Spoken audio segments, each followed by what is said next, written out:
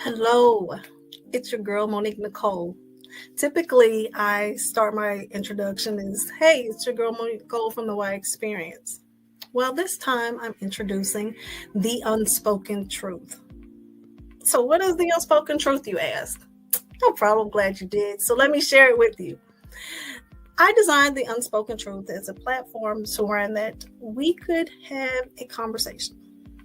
Not just me talking, not just sharing my viewpoints, but me and you. Dialogue, going back and forth, that sort of thing. But I want to talk about those things that we don't typically talk about. Break them apart and dissect them. I want to have that dialogue. I want to be able to learn from you as well as you learn from me. I'm 40 years old and I've seen a lot. I've experienced a lot. And it's taught me some things. I've had some experiences that, have allowed me to be who I am now and appreciate it. So I want to be able to, as the segment's entitled, "Hey, the unspoken truth." We do this on a regular basis. I just want to bring it on this platform. We talk to our friends and we talk to our family. We have conversations at work. Nothing that we come out like majorly public and stand on it. It's just some stuff that it's the quiet stuff. So my first segment, or not first segment, but my first series is "What is Love?" And first thing I want to start off with is self-love. I feel like it's really important to love on yourself, especially during this season. It's February now. And so I say it kind of, in a dreary sense because of the fact that sometimes some people take Valentine's Day and they take it too far. And that's the truth. They just take it too far. They become depressed and they become sad. And it doesn't have to be that way. It really doesn't. Because if that love within inside yourself, where you loved you, whether you're single, when you're married, whatever, but typically it's single people, but or even married people who their relationship is a little rocky. You are enough. But you have to love you. You have to be there. It's all you. Self-love. Key, self-love. And when we're able to do that, we're able to learn how to say no. That is a hard word to say. Some people just cannot do it. You have the girlfriend or you have your homeboy and he's like, "Man, what you do that for?" "Man, I don't even know." "Girl, what happened?" I know. Okay, well, why did you do that? Because when that love is in there, there's boundaries. When you love yourself, there's boundaries because you're not going to accept certain stuff. And it's not that you're nasty, because you don't have to be nasty. You just love you, and there's just certain stuff that you're not going to accept. Simple as that. Or that little thing that likes to creep up, and it's that jealousy or you hating on folk. But when you love you, you're enough. So there's no reason for you to be looking like, what she got going on? Or is, you see what dude doing over there? He ain't about that. But these people out here handling their business and you're looking at them.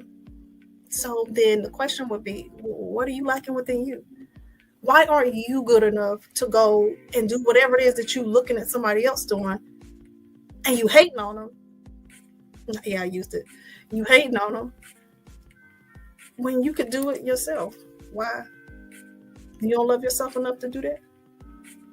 You don't love yourself to go out there and grind for whatever it is that you want to, and that's my terminology, okay? So y'all don't shoot me for that. But you don't want to go get it because you can. And when you do it, there's this reward that you get within yourself because you did it for yourself. You don't like the way something looks, then change it. You don't like the situation that you're in, then change it. You don't like the relationship that you're in? Then change it. Now, married folks, there's disclaimers. Okay. So the only time I ever say anything is unless you're being abused or if there's infidelity, then that's a conversation. But on the rest of it, y'all fussing about money and all that kind of stuff, that can be worked through. But you got to learn to love you, though. You got to be it. That's period. And the statements that I made with the married folks and all that kind of stuff, don't take my stuff out of context. There is balance to this thing. When you love yourself, and I'm not talking about being egotistical, and I'm not talking about being so full of yourself to one that you're annoying. No, that's not what I'm saying. I'm saying there's a balance. There's a balance to everything. For real, but there's a balance to everything. So all I'm saying is to take that energy within you and you go spoil yourself. This Valentine's Day, if you're single, shoot, if you're married, it don't matter. If you want to do something for you, then go do it. If you feel like, everybody else is doing their thing, I want to do my thing too. Even if it's, I want to sit at home quietly, I want to read my book, that's good enough, and that makes you happy, then do you. You want to take a quiet drive, then do you. Make yourself happy. I like big hair. I like to cut my hair off. I like my dreadlocks. I like big earrings. I like me. I'm good enough. I like my dark skin. I love me.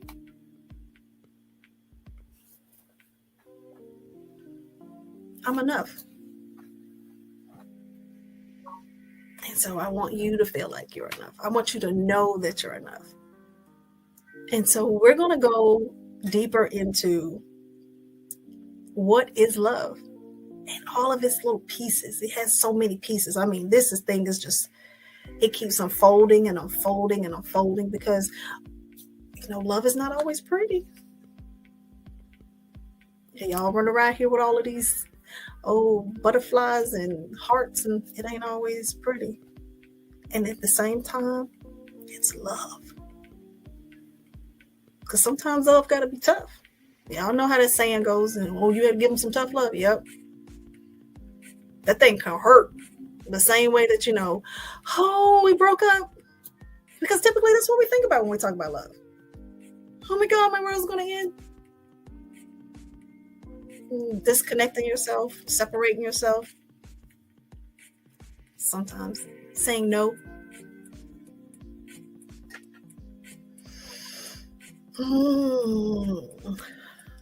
Can be difficult, but it's something that has to be done. So, I want to share this scripture with you, and it's the typical scripture that everybody talks about. 1 Corinthians 13:4. That's where we're going to start, and then we'll end at 7. And then we're going to jump down to 13. Okay. It says, love is patient and kind. Love is not jealous or boastful or proud or rude. It doesn't demand its own way. It is not irritable. And it keeps no record of being wronged. It does not rejoice about injustice, but rejoices whenever the truth wins out. Love never gives up, never loses faith, is always hopeful, and endures through every circumstance. And then we jump down to 13. 3 things last forever: faith, hope, and love. And the greatest of these is love. I like when I talk to my kids and we talk about the Bible, I like to tell them, or tell people in general, doesn't matter, but mainly is, I'll talk to my kids. Okay. But when we think about how old this book is, And we think about the principles that are inside of it, and they're still applicable to today. It's really something to think about. Because typically, we can read, there's certain books out there that were written 18, whatever. Language is a little different, but, it's not really applicable to 2022. You can't really use it because it's old. But this book right here is old, and we still can use it. So love, it says the greatest of those three things will last forever: faith, hope, and love. And the greatest of these is love. Who are you loving on today? Are you loving yourself? I want you to think about that, because when we come back to the next series, I want you to think about this. I want you to really, I want it to, when you come back, yeah, I love me. Yeah, we're good. And then if you love you with all your loving self, that same energy that you find somebody that doesn't love themselves, I want you to teach them how to love themselves. I want you to be there to support them. They need your support. Oh, because let's do another one real quick, because I'm pushing my time clock. We're already over my little minutes that I wanted to do. We're at Matthew 22 and 39. Okay. I want to read the verse before, but there's verse 39 is my verse. That's what I want to use. And remember, again, we're doing this on principle. I'm not trying to have a Bible study. That's not what I'm trying to do. I just want to share these little principles with you because I want you to love on you. This is for anybody. This is not just saying, oh, well, I'm a Christian and I believe in God. No, if you believe in being happy, that's where I want you to go with this. Okay. But like I said in the beginning, this is my foundation. So Jesus replied, "You must love the Lord your God with all your heart, all your soul, and all of your mind. This is the first and greatest commandment. A second is equally important. Love your neighbor as yourself. The entire law and all the demands of the prophets were based on these two commandments." Okay, we'll get rid of everything else. Verse 39. Love your neighbor as yourself. This is when I go back to that hating stuff, or is that what we're doing? Is that why we do what we're doing and we don't know it? Is that why those things are happening? Are you loving on yourself enough to where that you love your neighbor the same way? That gets deeper, because I'm not sitting there saying, oh, well, I bought me a house, I got to buy you a house. That's not what I'm saying. I'm just saying, just common courtesy, just being nice, just loving on you to love on them, so it does a nice little cycle.